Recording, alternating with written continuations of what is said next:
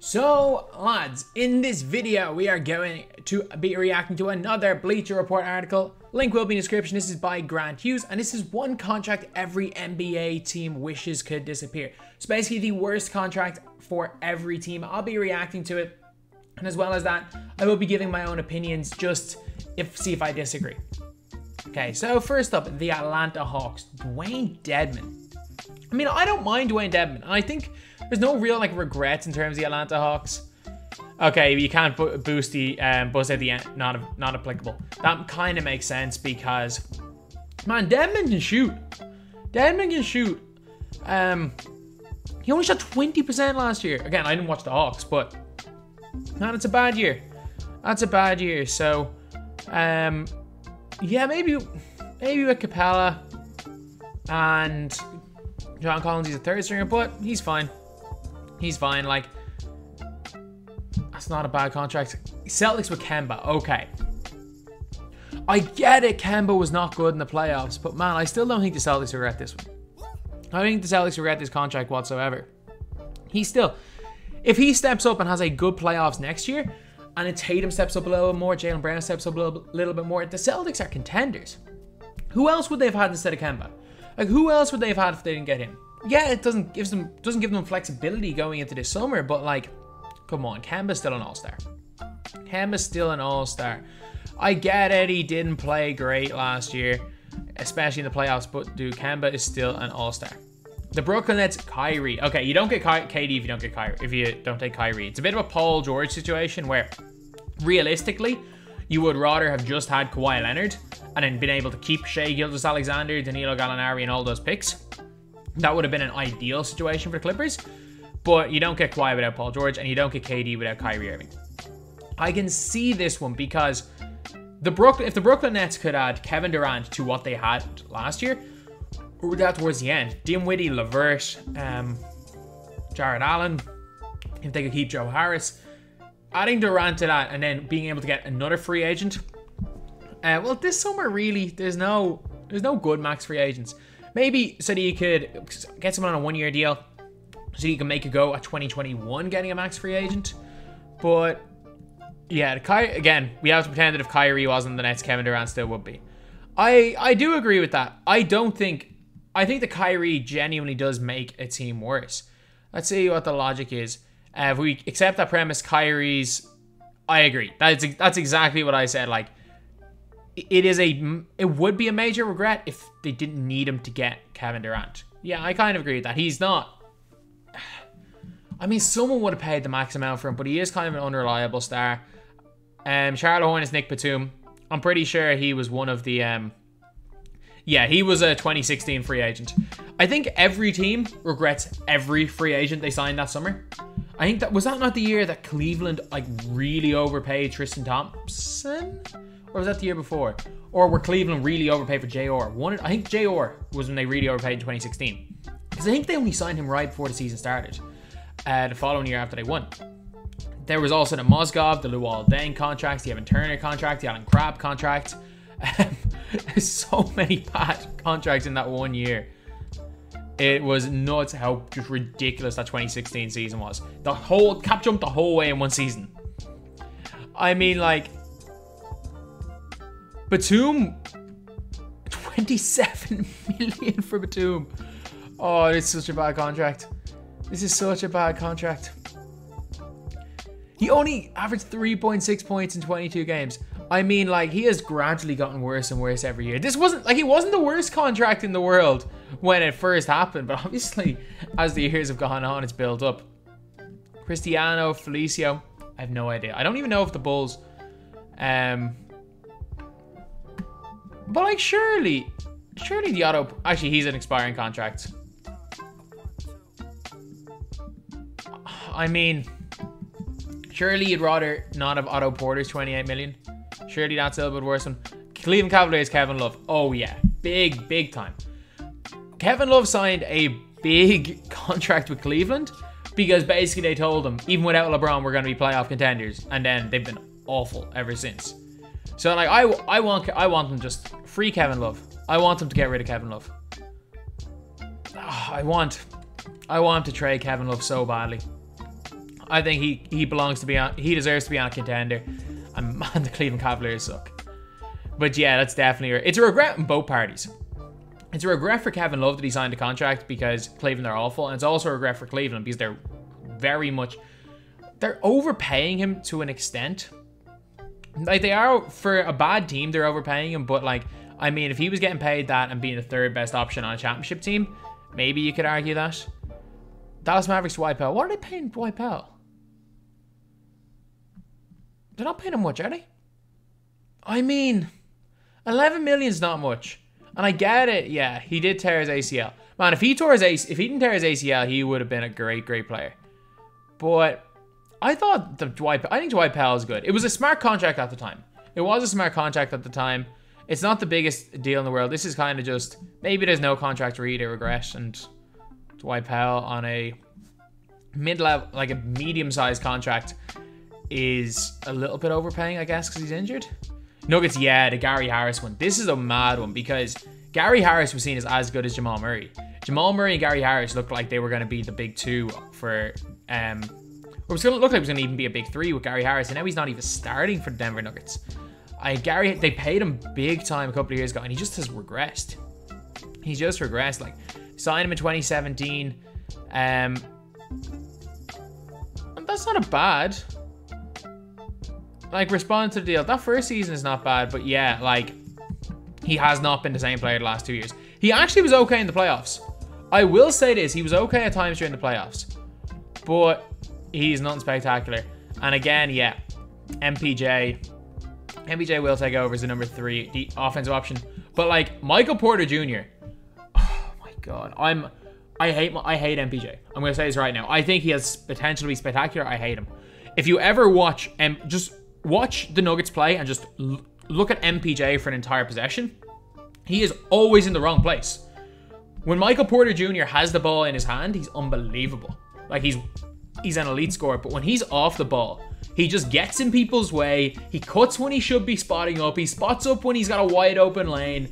He's just in the wrong position on the floor to receive passes. The guy, when he does not have the ball in his hand, is so bad. But he is one of the most talented, like, on-the-ball scorers in the NBA. So, I know this is a little bit of a like thing not part of the video, but man, I don't like Michael Porter Jr. Yet, he has the potential to be unbelievable. And I hope he hits the potential because he's so good scoring with the ball in his hands. Detroit Pistons, Blake Griffin, yeah.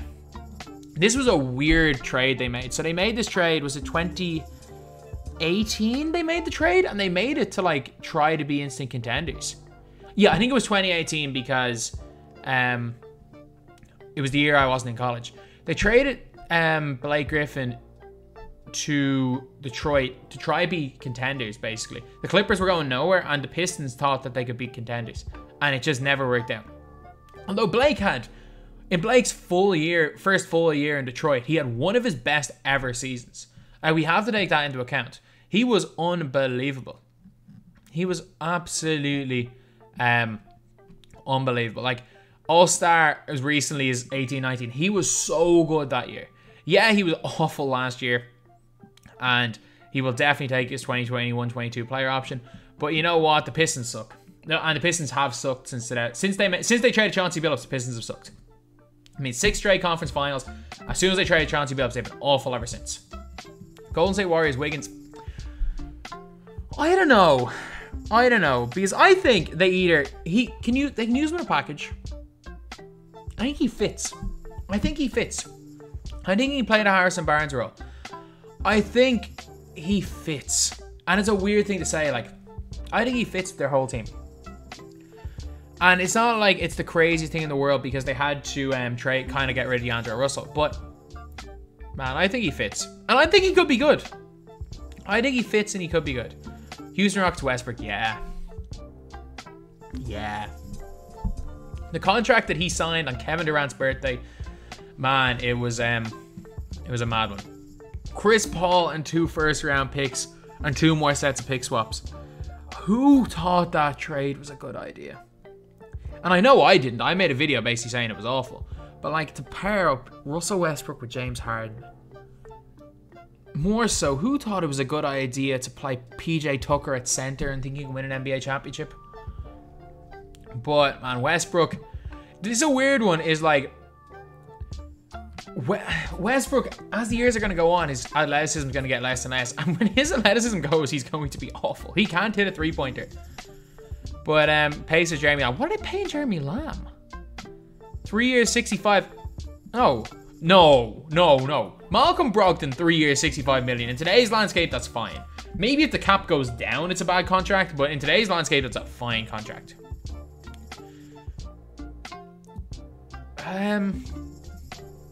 It's not that bad a contract, but man, I'm sorry, that Brogdon contract is not a bad contract. Clippers, Pat Bev. I mean, Paul George might be. Actually, no, they kind of want Paul George. Pat Bev's getting paid 13 million a year. Okay, maybe you could argue that that's not a great contract, but Pat Bev is the Clippers' identity.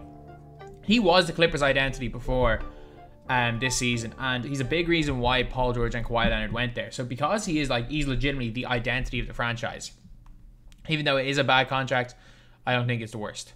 Los Angeles Lakers, they're still paying Luol Deng.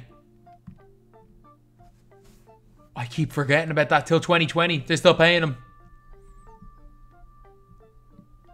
I mean, they traded Mozgov and D'Angelo Russell, but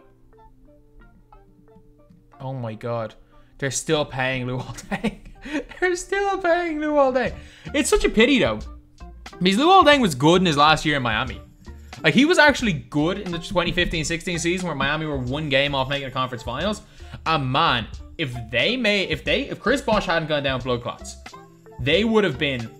I personally think that Miami make the NBA Finals in 2015 if Bosh doesn't go down with blood clots, because they had just gotten Goran Dragic, who should have been an All-Star the year before. They just gotten Hassan Whiteside, and I think with like Whiteside, Bosh, Dragic, Wade, who still had a little bit left in him, and Luol Deng, I think that team beats Cleveland without Kevin Love and Kyrie Irving, because both of them got hurt. Either way, though, that didn't happen. But man, it's mad how Luol Deng literally went from, he was fine, like, he scored just 7.6 points per game in his first season and played 13 minutes in 17-18. Like, he was not bad. He was not bad at all in Miami, especially at last year. Again, a team with Luol Deng, Joe Johnson. Joe Johnson was never the same. It was a bit of a weird one. And then Bosh went down with blood clots. Okay. Dion Waiters. The Grizzlies? Did they buy him out?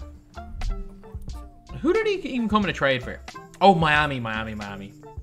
Yeah, Miami. I forgot. Was it this season where he had a few edibles? Since when were Miami paying Ryan Anderson?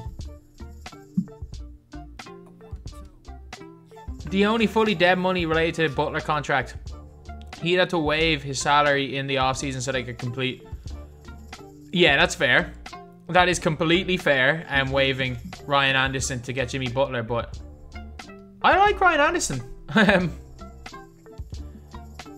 Yeah, that's not too bad. Milwaukee Bucks Bledsoe. Man, why did they take Bledsoe over Brogdon? Why did they take prioritize Bledsoe over Brogdon? Man, you put Brogdon on that team instead of Bledsoe, letting him take more shots, and man, this team gets, it's a different level. It's a completely different level. Oh man, that's just one of the annoying things. Oh, that's just so annoying. But the Timberwolves paying James Johnson? What are they paying him? So he hasn't been paid in a while, has he? 16 million? Who did he fleece? Who did he fleece? Was it Miami? Who did he fleece that's going to pay him 60? That was meant to be paying him 16 million a year. It's a mad contract. New Orleans, NA. I mean, they just have a bunch of young guys and guys on one-year deals, so you can't really argue that. Bobby Portis. Like, the Knicks were bound to regret signing 10 power forwards in the last offseason. Like, every player they signed was a power forward. Why are they paying Bobby Portis 15.7 million? Why are they paying him 15.7 million? Like, they paid Taj Gibson. They paid Marcus Morris. At least they traded Marcus Morris. They paid Bobby Portis. They paid Reggie Bullock last year. I'm pretty sure they paid Wayne Ellington as well. Julius Randle. That was a fine signing. Whatever about signing Julius Randle. But man, the Knicks 2019 offseason might be some of the worst players I've ever seen any team pick. OKC, Chris Paul. I mean, I don't think they really regret it. Like, Chris Paul was that franchise last year. He brought them to the playoffs. He nearly got them to a second round against the Los Angeles Lakers. As well as that, CP3 is a kind of sought-after player. So they'll get something fairly decent back in return from him, I think. So I don't think they mind having that contract because it's someone as good as CP3. Orlando Magic Vucevic, I mean, he's been their only All-Star for the last however many years. He's their last All-Star since Dwight, I'm pretty sure. So what are they paying him? Like 26 million? Okay, so it's going down and down and down. So, like, they won't be able to trade him, but it's not the worst in the world. Because again, he's a borderline All-Star. No. The Sixers this is not Tobias Harris. Tobias Harris is a bad contract. Al Horford is an awful contract. Like, Tobias Harris is overpaying a player that fits. Tobias Harris fits with Embiid and Simmons. Al Horford doesn't. You better mention Al Horford. You better mention Al Horford. Sixers aren't sure. Al Horford, but Philly should most regret inking Harris to an enormous deal. What do you mean? Horford doesn't even start. No. A rookie deal? What? Okay, let me read this.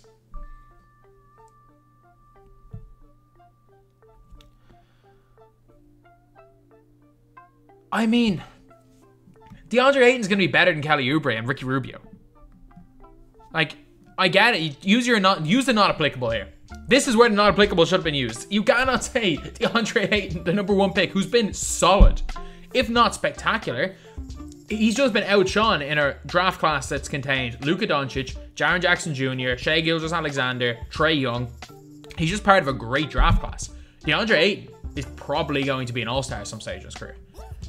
He has kind of been what people expected out of him when he's played, when he hasn't been injured or suspended. He's kind of, like, he's been 90% of what people have expected of DeAndre Ayton. It's just 2018, man, it's looking like an insane draft class. It is looking like an insane one. Unfortunately, he's not in those top 3 or 4 players, but man, like, no. You're using DeAndre Ayton as a justified way of him having a bad contract. I mean, what? Is he in the NBA? This is a weird one. Is he even in the league? Yeah.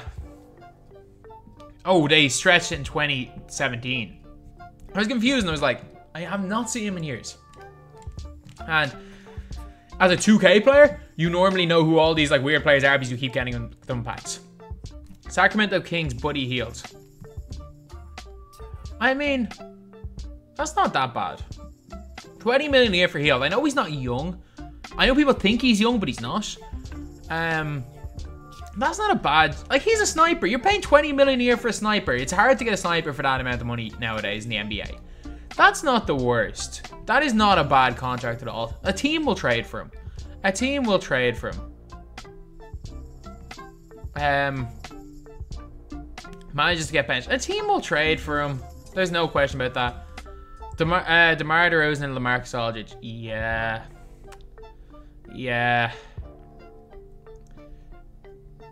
The Spurs really need to try to get rid of both of them. LaMarcus Aldridge was great for 2 years with San Antonio. I will say that. He was great that first year when they just bottled that series against OKC, and he was great the next year when or with Kawhi. But yeah, these are bad contracts. And a pity because the Spurs are the Spurs. I love the Spurs. I love the fact that we're so consistent for so many years. But I think this is kind of like the beginning of the end this year. I think Pop will go soon. Toronto Raptors, Stanley Johnson. Remember when Stanley Johnson had like that one really good playoff game against LeBron and people started calling him the LeBron stopper? Remember when Stanley Johnson was taking 8 in 2015 and everyone thought it was a steal from the Pistons? Remember? Remember when people said that the Knicks should have picked Stanley Johnson instead of Porzingis? Remember? 3.8 million? I mean, the Masai Ujiri is the best GM in the league, so yeah, it's a good thing that he has no really bad contracts. Utah Jazz, Mike Conley, yeah, that's a bad one. How much is he getting paid? He's getting paid 34 million next year. Man, I expected so much of Mike Conley and the Jazz. I still think the Jazz probably make the conference finals if Bojan Bogdanovic is in the bubble. I still think they make the conference finals, but man, what happened to Mike Conley? I think it's one of those things where he was always a really good point guard on good teams and was never spectacular. And then he kind of went to Utah and people were expecting him to be like the difference. People were expecting the difference between Ricky Rubio and Mike Conley to make the Jazz contenders, even though Ricky Rubio and Mike Conley are fairly close in terms of standards. So that was a bad decision. If they could have kept Rubio and not got Conley, that would have been a lot better for Utah. Oh man, the John Wall deal. The John Wall deal. They're paying him basically a supermax. He got 47 million. They're paying 47 million for a dude who never plays. And it's a pity because man, John Wall had some incredible years. There was a couple of years where the Wizards were one of the best teams in the Eastern Conference, one of the best teams in the NBA, and John Wall was their best player. But my God, has he been injured his whole career. That is a bad contract for them. And yeah, it's just a pity because John Wall was a great player to watch, but yeah, without question, the worst contract in the NBA right now because he just never plays. So anyway, yep, that is the video. This is, these are all 30 of the worst contracts for every single NBA team. And without question, John Wall's worst. For this, I actually do think this is a pretty decent article.